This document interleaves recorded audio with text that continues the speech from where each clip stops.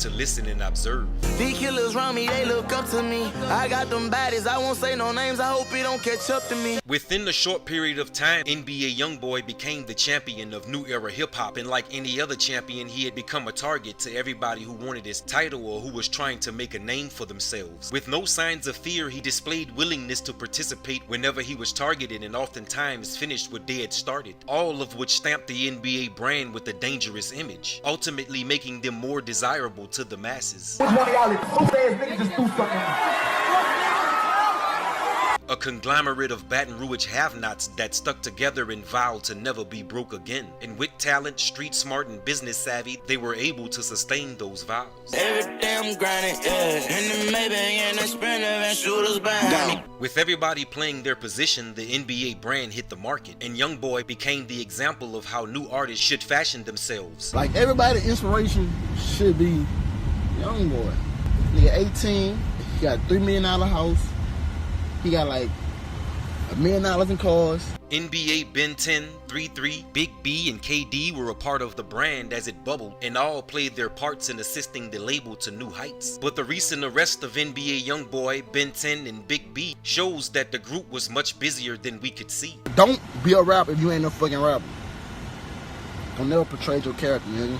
I would never portray mine to be a bitch ass rapper, you heard me? Ben Fields, better known to the world as NBA Ben 10, is a Baton Rouge native and a member of the NBA circle, but is far from being a rapper. With no interest in the art form, he still had a major part to play in the expansion of Never Broke Again. As a youth, he was forced into a life of get it how you live, and while the rappers in his circle were sharpening their skills, Ben was really in the streets living that life. Toting guns, back and forth to jail, and pulling wild capers groomed him for his position within the Never Broke Again movement. I'm a real street nigga. I look at everything different.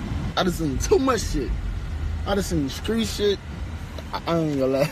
I just seen so much street shit till it don't make no sense. Yo, y'all want points on my shit? Come on stage and points on my shit.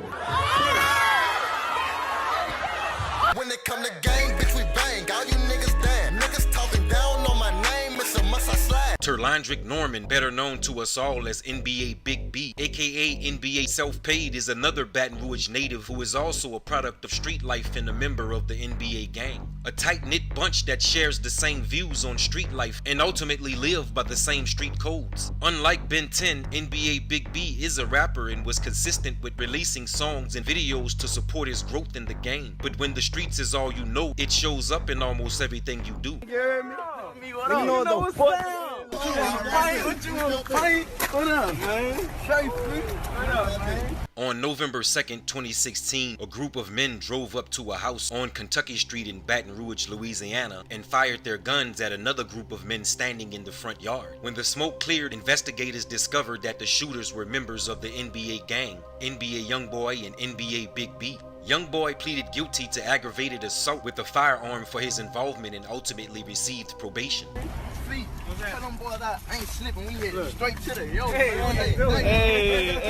Meanwhile, a new investigation has brought up new charges stemming from the shooting, resulting in the recent arrest of both Ben 10 and Big B. Ben 10 was arrested on June 10, 2019 and charged with principal to attempt first-degree murder, but was released the following day according to court records. In addition to the attempt second-degree murder charge stemming from the 2016 shooting, Big B is also facing a possession of a stolen gun charge and is currently being held on a $110,000 bond.